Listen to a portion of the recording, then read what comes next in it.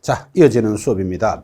여러분, 이제 용어의 정의는 반드시 암기해야 됩니다. 라고 가고 있고, 지금 공인중개사 용어 정의가 들어왔습니다. 자, 2교시에서 상당히 많이 전달했지만, 이 공인중개사 파트에 대해서는 반드시 암기해야 됩니다. 여러분, 공인중개사 너무나 잘 알고 계시죠? 오늘도 여러분들은 공인중개사를 공부하고 계시고, 또 앞으로 공인중개사 자격을 취득하겠다라고 하시는 분인데, 의외로 이 공인중개사라는 용어를 모르거나 시험에서 틀리는 분이 많습니다. 자, 지금부터 수업은 이렇게 갑니다. 공인중개사라 하면 이 법에 의하여 자격을 취득한 자. 자, 여기서 가장 중요한 말이 취득의 동그라미를 딱 찍습니다.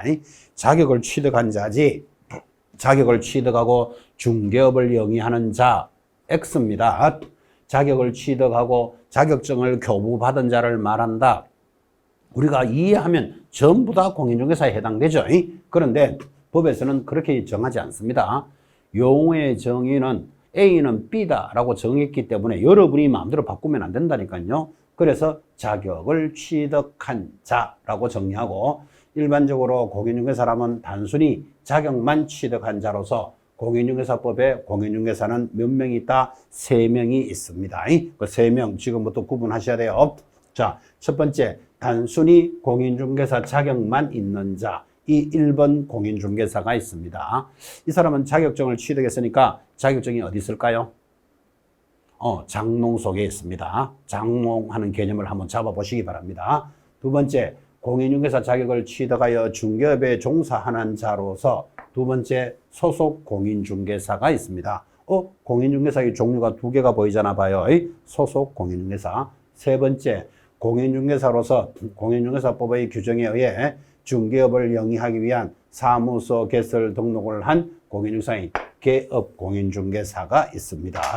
그래서 종류는 모두 몇 종류? 3종류가 있으니까 앞으로 여러분들은 공인중개사 하면 저절로 3사람을 익히셔야 됩니다. 이게 저절로라는 말이 잘 안 되죠. 훈련이 좀 돼야 됩니다. 좀 전에 뭐라고 했죠? 개업공인중개사가 들어오면 저절로 3사람이 보여야 됩니다.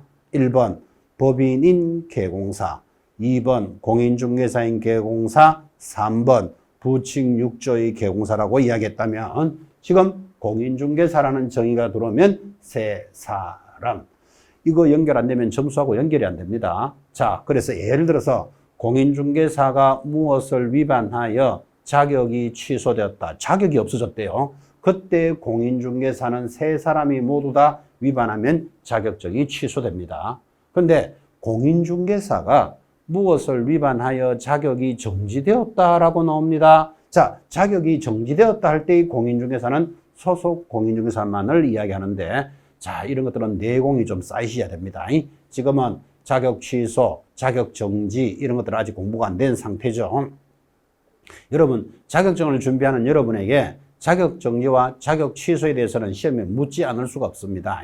자, 다시 뭔가 위반을 해서 자격이 취소되는 공인중개사는 3사람 모두가 해당된다면, 자격증이 정지되는 사람은 소속 공인중개사만 해당됩니다. 자, 이런 것들이 이제 여러분들 내공으로 쌓아갈 겁니다.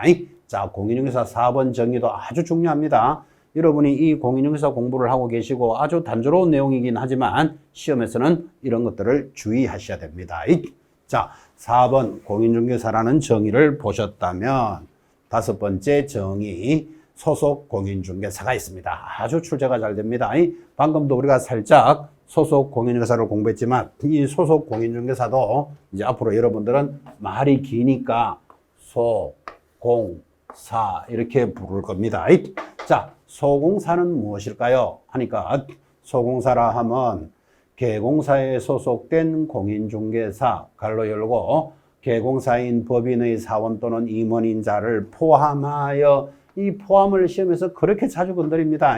제외하고 하면 틀려요. 용어의 정의는 암기해야 된다 그랬잖아, 그죠? 그래서 소공사는 사원 임원을 포함하여 중개 업무를 수행하거나 중개 업무를 보조하는 자를 이야기합니다.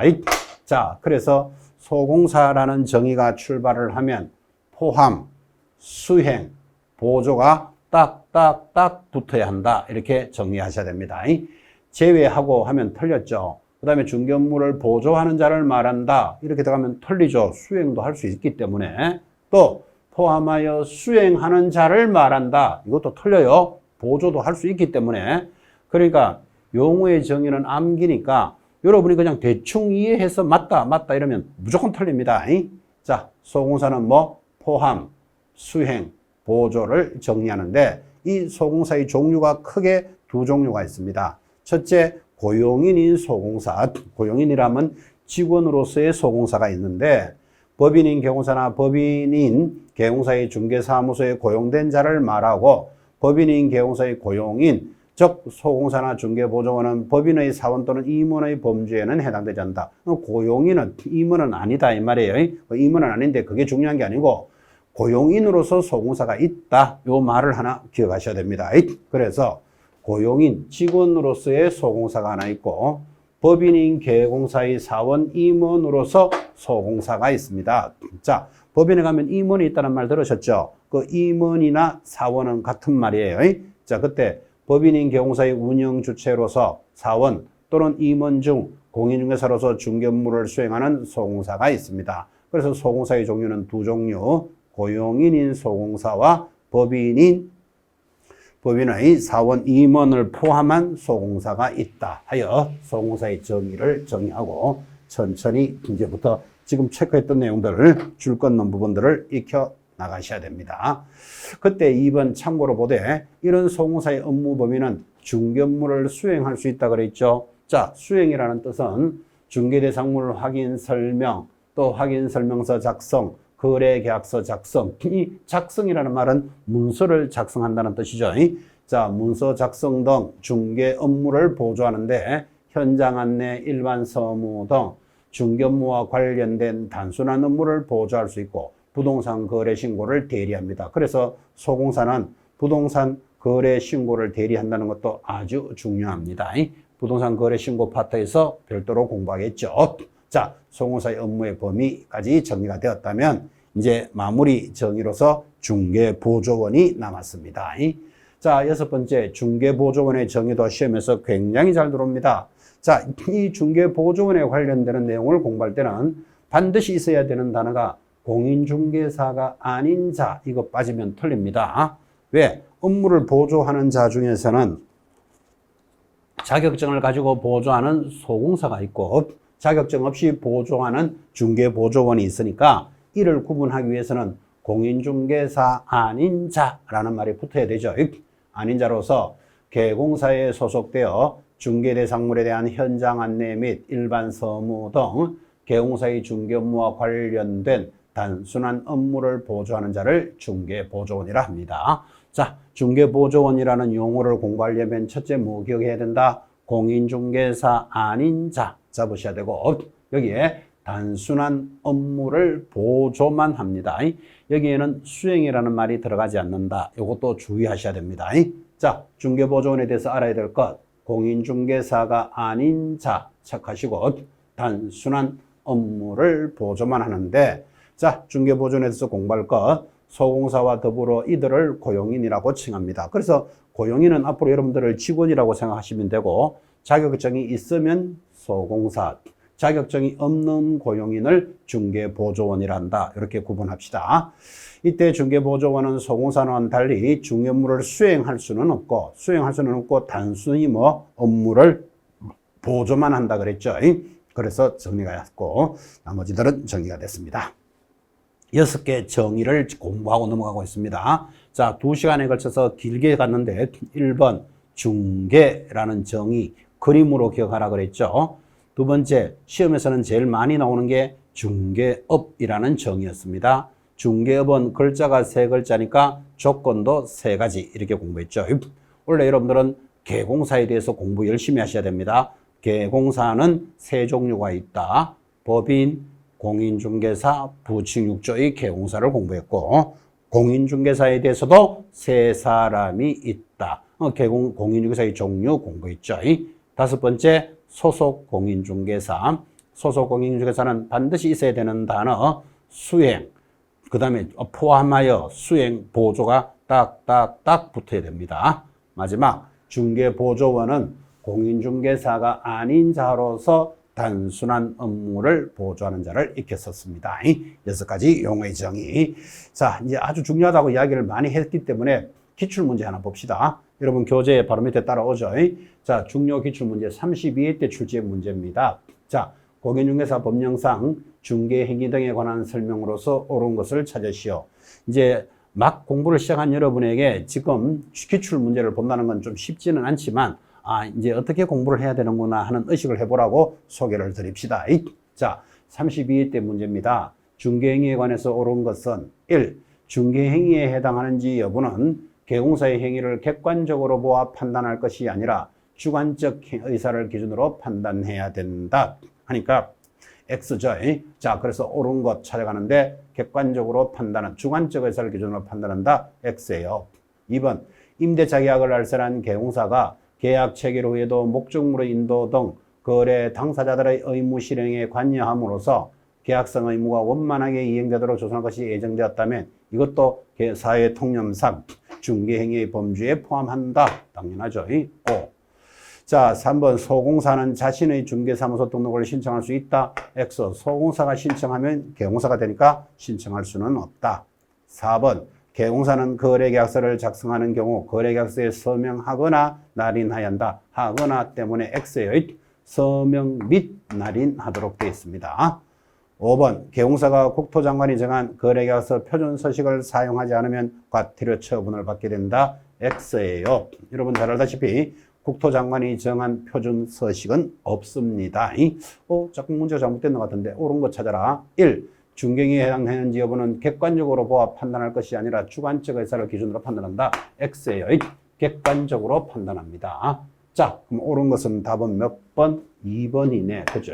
오타가 들어왔죠. 자, 답은 2번이니까 자, 1번 중개행위에 해당한지 여부는 객관적으로 보아서 판단한다. 이렇게 돼 있는데 해설은 맞는데 답은 2번으로 고쳐주시기 바랍니다. 잘 찾았네요. 오타가 발생했는 것 같습니다. 자, 밑에 해설 한번 볼까요? 자, 중개행위에 해당되는지 여부는 2번 정확하게 맞네요. 자, 옳은 거 찾아라. 중개행위에 해당하는지 여부는 객관적으로 보아서 판단한다. 그래서 1번 틀렸고 2번 소공사는 자신의 등록 신청할 수 없고 됐죠. 그 정답은 2번. 그래 맞습니다. 제가 설명을 잘못했네. 오타가 아니고 밑에까지 안 읽어봤어 그랬습니다. 자, 그래서 자 가볍게 보시면 옳은 것은 몇 번? 2번. 그렇게 정리가 됩니다. 자, 다시 한번 확인할까요? 1번은 왜 틀렸죠? 객관적으로 보아 판단하는 것이 아니라 주관적 의사를 기준 X예요. 객관적으로 판단한다. 이게 판례고. 자, 2번은 O 됐고 3번 소공사 신청할 수 없단데 있다 했으니까 X. 자, 4번 거래계약서는 서명하거나 날인하는 게 아니고 서명 및 날인하니까 틀렸고 5번 개공사가 국토장관이 정한 표준서식을 사용하지 않는다면 과태료 부과처분을 받게 된다. X예요. 왜? 국토장관이 정한 양식이 없기 때문에 그래요. 그래서 옳은 것은 2번이다. 까지 정리했습니다.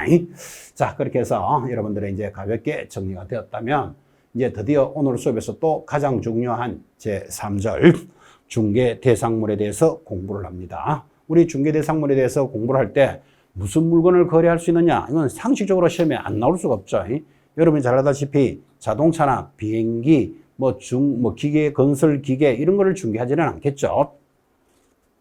자, 그래서 우리는 중개 대상물에 대해서 아까 중개의 용어 정의에서 간단하게 배우셨지만 중개의 정의에서 토, 근, 입, 광, 공 5가지라는 중개 대상물을 공부하셨는데 자, 그것에 대해서 지금부터 출발을 합니다. 우리 법 제3조 중개 대상물은 동법 시행령과 범위에는 광의의 부동산 중 협의의 부동산인 민법에서 규정하고 있는 토지와 그 밖의 정착물. 자, 토지와 그 밖의 정착물이 뭐다? 건물이잖아요. 여러분 땅에 붙어 있는 게 건물이죠. 토지와 그 밖의 정착물 그리고 동법 시행령을 대통령령이라 그랬습니다. 규정된 준부동산을 다른 말로는 의제부동산 그렇게도 이야기합니다. 부동산 학계론에서도 공부할 거예요. 자, 다시 준부동산을 다른 말로 의제부동산이라고 하는데 거기에는 3가지 임모, 광업재단, 공장재단이 있습니다.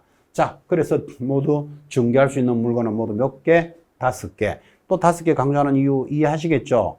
여러분들은 오지선다형을 준비하기 때문에 어떤 내용이 5개, 4개로 끊어지는 것은 무조건 잡으셔야 됩니다. 토지, 건물, 임목, 광업재단, 공장재단, 토, 근, 입, 광, 공 5가지를 중개대상물이 하는데, 자, 이것에 대해서 설명하기를 모든 부동산이 중개대상물로는 되는 것이 아니고 형식적으로 우리 법 제3조에 있는 토지와 건물 그리고 시행령 2조에서 규정하고 있어야 되고, 실질적으로 이들 법정 중개대상물에 대해서는 사법상 거래가 가능해야 되고, 이런 말이 중요하죠. 사법상 거래가 가능해야 된다는 말은 개인 물건이어야 한다 이 말이에요. 여러분, 토지라도 건물이라도 국가가 가지고 있는 것은 중개대상물이 되지 않습니다. 대표적으로 광화문 들어보셨나요? 덕수궁 들어보셨나요? 아주 아름다운 건물이고 좋은 건물이지만 덕수궁 이런 것들을 우리가 사고 팔 수는 없다. 그러니까 사법상 중개의 대상이 안 되는 거예요. 국가 소유는 안 된다 그 말이에요. 사법상 거래가 가능하고 개공사의 중개 행위가 개입이 가능해야 중개할 수 있는 중개대상물이 된다. 즉 이 말을 하고 있습니다. 토, 근, 입, 광, 공이라도 이 조건이 맞아야 한다 이 말이에요. 중개 행위가 개입해야만 중개를 할 수 있다. 그리고 세 번째, 이 중개대상물에 대해서 개공사의 고유 전속적인 중개대상물로서 일반인이 이에 대한 중개를 업으로 하면, 자, 요거 줄 것이야 됩니다. 중개를 업으로 하면 무등록 개공사로서 처벌을 받습니다. 중개를 하면이 아니고 중개를 업으로 하면, 업이라는 말은 한 번 하는 게 아니고 계속적이고 반복적으로 보수를 받고 하는 거죠. 업으로 하면 무등록 개공사에 해당합니다. 따라서 법정 중개대상물은 무등록 개공사를 구분하는 기준이 되기도 한다. 이것도 짚으셔야 되고, 또한 현행 공인중개사법은 개공사의 종별에 따라 중개대상물의 범위를 차별적으로 규정하고 있지 않으므로 개공사의 종별에 따라서는 관계없이 모두 중개합니다. 자, 개공사의 종별, 종류별, 개공사만 나오면 세 사람이 보여야 된다 그랬잖아요. 법인, 공인중개사, 부칙 6조에 따라서 물건은 모두 중개할 수 있다. 즉, 법인은 토지만 하세요. 공인중개사는 아파트만 하세요. 그런 규정은 없다 이 말이에요. 그래서 종별에 관계없이 모두 중개합니다. 5번째, 참고로 일부 국가에서는 토지의 정착물이나 지상물, 즉 건축물 등을 토지와는 별개의 독립된 부동산으로 다루지 않는 것이 일반적이나, 우리나라에서는 토지와 건물을 별개의 독립한 부동산으로 다루고 있습니다. 그런 이야기죠. 자, 우리나라는 여기 토지가 있습니다. 이 위에 건물이 있고, 자, 그러면 건물과 토지는 별도의 부동산이다, 우리나라는. 그러니까 여러분 때려가 보면 토지 등기부 있는 거 아시죠? 그 다음 건물 등기부도 따로 뗄 수 있잖아요. 그래서 별도의 부동산인데, 어떤 나라에서는 이거를 한 개의 부동산으로 보는 경우도 있다. 지금 그 이야기를 한 겁니다. 자, 그래서 우리나라에서는 토지와 건물은 별도의 부동산이다. 요거 하나 들어 놓으시고. 자, 별도의 부동산이지만 나는 땅만 살게, 건물은 안 살게, 이런 말은 없죠. 나는 건물만 살게, 땅은 안 사. 별도의 부동산이니까. 그렇게 거래는 할 수 있지만 현실적으로는 어떻게 합니까? 일치되어서 거래합니다. 어쨌든 간에 우리나라는 토지 등기부와 건물 등기부가 따로 있다. 여기까지는 익히셔야 되겠습니다. 자, 그래서 중개대상물에 대해서 토, 근, 입, 광, 공 5가지를 지금 설명을 했다면, 이제 드디어 그 물건 중에서 첫 번째, 토지는 어떤 성질이 있나요? 이제 이렇게 갑니다. 자, 이 법정 중개대상물의 범위로서는 33회 때도 출제가 됐지만 해마다 출제됩니다. 여러분, 중개할 수 있는 물건이 뭐냐는 시험에서 안 물을 수가 없죠. 자, 그래서 그 중에서 첫 번째 토지하고 들어왔습니다. 토지는 우리말로 하면 땅 이렇게 말하죠. 자, 토지란 일반적으로 지표를 말하는데, 토지의 소유권은 정당한 이익이 있는 범위 내에서 토지의 상하에 미치고, 따라서 지하의 부분의 암석, 토사, 지하수 등은 토지의 구성물로서 토지와 별개의 독립된 객체는 아니다. 그래서 토지라는 것은 일반적으로 지표를 말하는데 그 권리는 상하에 미친다. 민법에서 정합니다. 우리가 보통 이렇게 얘기하잖아요. 내가 저 땅을 샀다, 저 땅을 팔았다 이러면 땅 껍데기만 사고 파는 게 아니라 그 위의 권리와 아래의 권리를 포함한다 이런 뜻이에요. 그래서 토지 위에 있는 권리를 지상권, 토지 아래의 권리를 지하권이라 하고 우리는 지상권과 지하권도 중개대상물이 된다라는 표현입니다. 그 정도만 익히시면 되고 자 2번 토지는 지표면상 무한히 연속되어 있으므로 물리적으로 그 구분성을 갖지 못하기 때문에 우리가 편의상으로 인위적으로 지표에 선을 그어 이를 구분하는데 이는 지적법상 한 필지의 개념으로 독립된 객체로서 지번이라든지 지목, 경계, 면적 등을 정하는 기준으로서 지적공부, 등기사항 증명서에 등록하는 단위를 말합니다. 그래서 우리는 등록하는 단위를 뭐라 그런다? 필지라고 이야기한다. 지금 그 이야기예요. 그래서 3번 지적법 등에서 여러분 공부하시게 되겠지만 등록된 각 필지는 필지에 대해서 설명합니다. 필지는 독립성이 인정되고 소유권 이전을 수반하는 토지거래는 자 요거 중요합니다. 소유권이 이전되는 것은 필지를 단위로 거래가 이루어진다. 밑줄 껐습니까? 따라서 한 필지 토지 일부를 양도하거나 저당권 설정 이전을 할 때는 분필의 절차를 밟아야 된다. 한 필의 일부에는 소유권이나 저당권이 들어갈 수 없다. 지금 그 표현이에요. 그런데 바로 밑에 4번 다만 용익물권은 자 지금 용익물권 하는 자체도 좀 쉽지는 않죠. 앞으로 하루고 딸도록 들을 겁니다. 자 용익물권 갈로 열고 지상권, 지역권, 전세권 설정 및 이전은 임차권의 설정 이전은 분필의 절차를 거치지 않고도 한 필의 토지 일부에 대해서 설정 이전이 가능하므로 한 필지 토지 일부라도 중개대상물이 될 수 있다. 그래서 용익물권이나 임차권은 한 필의 일부에도 가능하다. 이거 굉장히 시험에 잘 나옵니다. 그런데 좀 전에 들으셨죠? 소유권과 저당권은 반드시 한 필지 단위로만 일어난다. 이런 것들이 중요한 것 같습니다.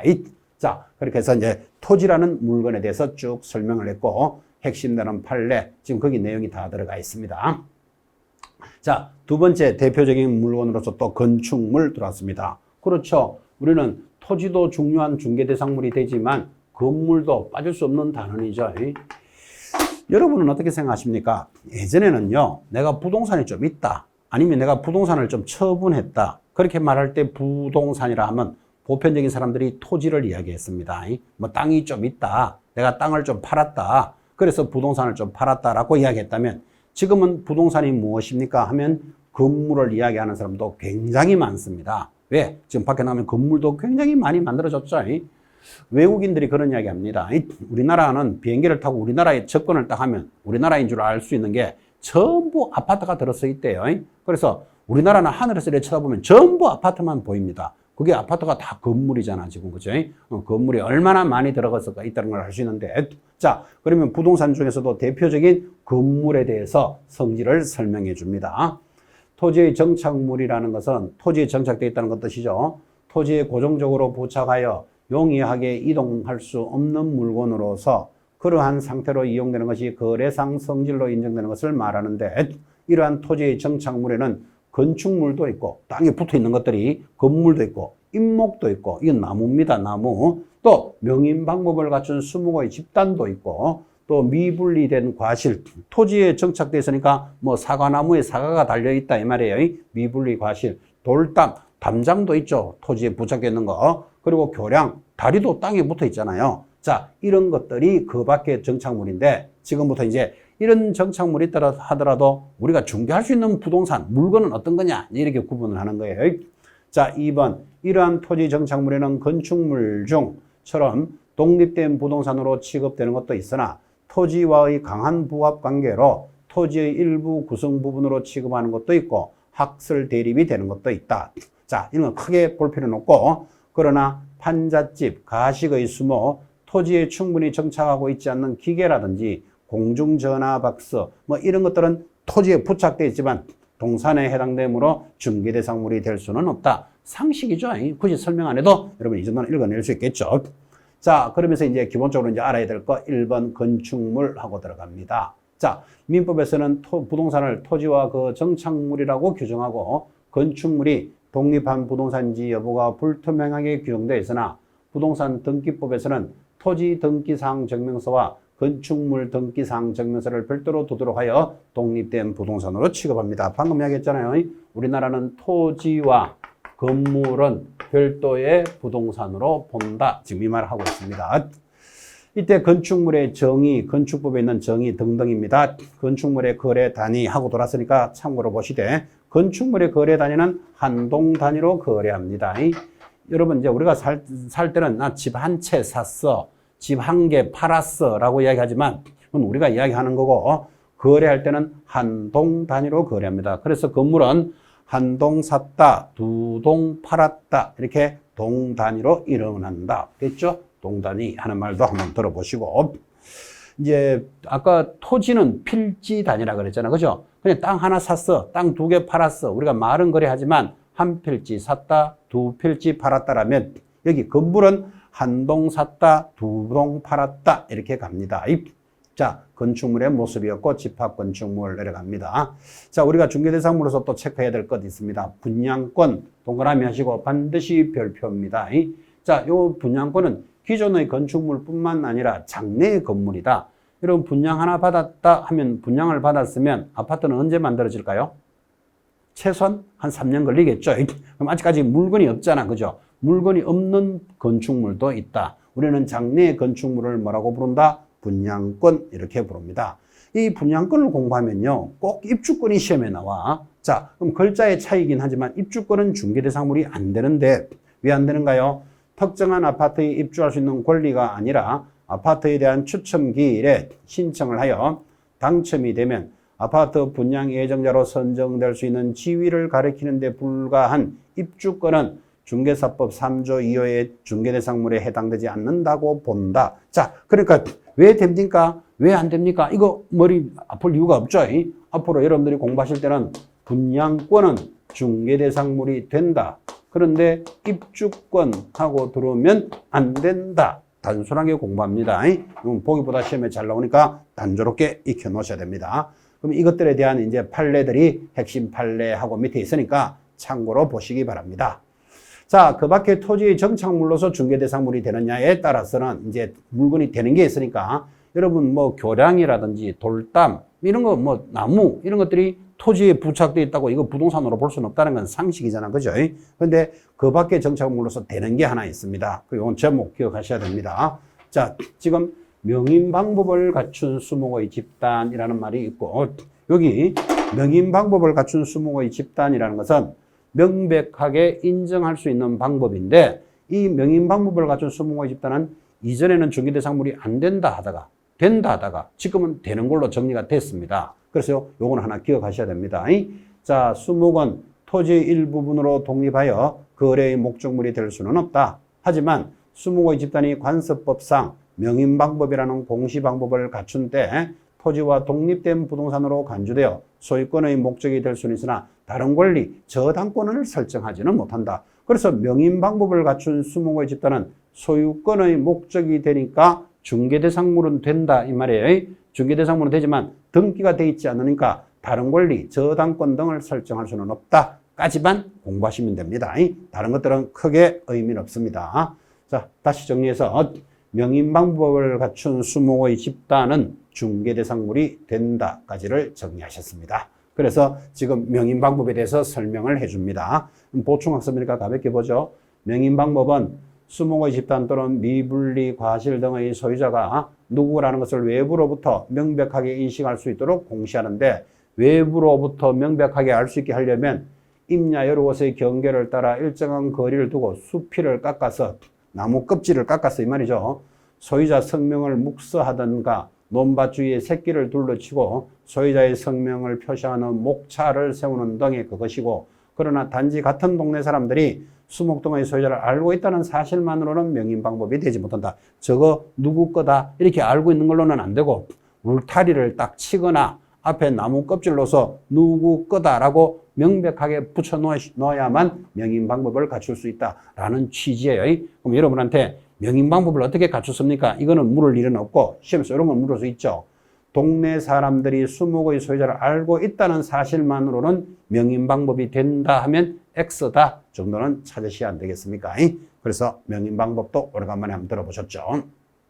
자, 이제 세 번째, 그 밖의 대통령령이 정하는 대통령령을 시행령이라고 그랬죠. 세 가지 물건이 있었습니다. 아까 세 가지 물건 임목, 광업재단, 공장재단 기억하시죠? 자, 임목, 제목 기억하셔야 됩니다. 임목이란 토지에 부착된 수목의 집단으로서 소유자가 임목에 관한 법률에 따라 밑줄 껐습니까? 소유권 보존 등기를 한 것을 임목이랍니다. 그 등기된 나무를 임목이란다. 그래서 임목도 중개대상물이 된다라는 내용이죠. 임목의 공시 이런 것들이 흘러갑니다. 자, 관련되는 내용들은 내용이 깊습니다. 깊은 것들은 이제 여러분들이 어느 정도 일정한 수업이 되고 따라갈 거니까 지금은 제목을 기억합니다. 임목은 중개대상물이다. 자, 그 다음에 이제 관련되는 법에 따라 두 번째, 공장 및 광업재단 저당법, 이 법이 같은 법이죠.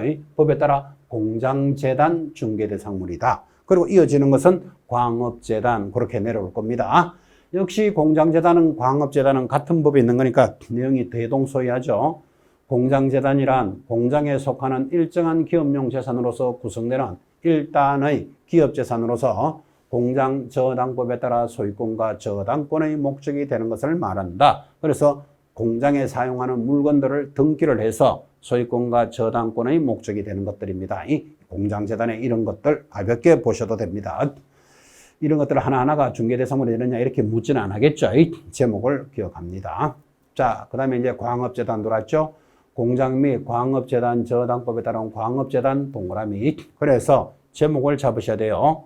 임목, 공장재단, 광업재단 제목 잡고, 광업재단은 역시 광업재단이란 광업부가 그 광업권에 기하여 광물을 채굴 취득하기 위한 재설비 및 이에 부속하는 사업의 재설비로 구성되는 일단의 기업재산으로서 광업재단 저당법에 의해서 소유권과 저당권의 목적이 되는 것을 말하고, 이 광업재단의 등기 절차 등 가볍게 연결이 되어 있습니다. 자, 이렇게 해서 5가지 물건, 토, 근, 입, 광, 공에 대해서 구체적으로 보셨는데, 자, 토지 건물은 매년 시험에 나오니까 아까 구체적으로 보셨고, 한 필지 단위, 한 동 단위 이런 것도 공부하셨다면, 이제 입광공, 시행령에 있는 물건들은 10년에 한 번꼴로 나옵니다. 그래서 지금 제목 정도는 기억하십시오 하고 지금 빠르게 내려왔습니다. 자, 그리고 이제 중개대상물이 되더라도 이 5가지라도 조건이 3가지가 맞아야 된다. 될 수 없는 것, 예를 들어서 3주의 규정이 없는 건 중개대상물이 안 되겠죠. 대표적으로 어업재단, 항만, 운송사업재단, 선박, 항공기 이런 것들은 중개대상물이 될 수는 없다. 그 다음에 내려가면 2번, 실질적 요건을 갖추지 못한 것. 대표적으로 아까도 설명했지만 아무리 부동산이라도 거래가 불가능한 게 있습니다. 나라재산이죠. 공유재산 중개대상물이 될 수는 없다. 이해하시겠죠? 덕수궁, 남대문 이런 건물들은 중개할 수는 없다라는 취지죠. 거래가 불가능하다. 자, 그 다음에 내려오는 게 관련되는 내용입니다. 중개행위가 개입될 수 없는 것도 중개대상물이 될 수 없는데, 법률의 규정에 의한 물건의 변동 이런 것들은 민법 제187조인데 민법 187조도 아직 듣지를 못했잖아. 그죠? 그래서 일단 중개행위가 개입될 수 없는 것들은 중개대상물이 될 수 없다. 예를 들면 상속, 경매, 공용, 수용, 판결 이런 것들도 중개대상물은 되지는 못합니다. 조금 깊은 부분이죠. 자, 이제 이런 내용들이 다 만들어서 표로 걸어놨습니다. 자, 그러면 여러분들이 지금 중개대상물의 정리라는 표, 교재 제일 하단 내려옵니까? 자, 중개대상물에 해당되는 것, 예를 들면 법정 중개대상물 방금 했죠? 토, 근, 입, 광, 공 5가지 법정 중개대상물, 중개대상물이 됩니다. 자, 이것들이 행위 제한을 받습니다. 공유수면 매립법의 매립공사로 완료한 매립지 되죠. 사도, 군사시설 보호구역 내에 있는 토지 등은 중개대상물이 되고, 또 특히 명인방법을 갖춘 수목의 집단이 중개대상물이 된다는 것 아주 강조 많이 했습니다. 자, 이것들이 되는 것들이라면 소유 중개대상이 되는 권리들도 정리가 됐죠. 자, 그 다음에 이어지는 것, 중개대상물이 아닌 것 연결이 됩니다. 아닌 것들 표가 하나씩 쭉 나오는데 양이 많죠. 자, 이제 하루아침에 다 되는 건 아니고 여러분들이 천천히 익혀나가시면서 짚으셔야 됩니다. 특히 여기 중개대상이 아닌 권리로서 일신전속적인 임차권, 영업권, 저당권, 대토권 이런 것들이 중개대상물이 되지 않는다는 것은 굉장히 시험에 잘 나왔습니다. 자, 그럼 이 표를 보시면서 중개대상물이 될 수 있는 것, 안 되는 것 이렇게 확인을 하고 있다. 그 양이 많으니까 천천히 익히시면 됩니다. 자, 그래서 오늘 수업은 1조, 2조, 3조까지 해서 1조 중개대상물, 2조는 많이 강조했죠. 용어의 정의. 그리고 제3조 중개대상물까지를 수업을 하시는데 중개대상물은 이 표에서 제일 많이 나옵니다. 이 표를 꾸준히 익혀주시기 바랍니다. 자, 이제 이렇게 공부를 하고 나면 우리 교재의 특징, 항상 빈출 키워드 체크가 있습니다. 자, 지금까지 공부했던 것들에 대해서 한번 정리를 해주는데 중요한 것들을 쫙 뽑아놨습니다. 아주 중요하니까 여러분들은 꾸준히 이 빈출 키워드 체크는 공부를 하고 들으면 복습으로 정리하시고 이제 공부가 어느 정도 한편 되고 나면 이 빈출 키워드부터 보고 앞에 내용을 돌아가시기 바랍니다. 예습이 될 겁니다. 중요한 키워드고 체크니까 중요한 것들만 딱 뽑았다 이 말이에요. 1번 볼까요? 개공사가 하는 중개행위는 법률 행위가 아니라 아까 뭐라고 공부하셨습니까? 사실행위에 해당한다. 이게 굉장히 중요한 표현입니다. 근데 지금 이제 막 출발하는 여러분들은 법률행위, 사실행위 이런 게 쉽지가 않죠. 그래서 일단은 공부를 하셔야 된다라는 취지였어요.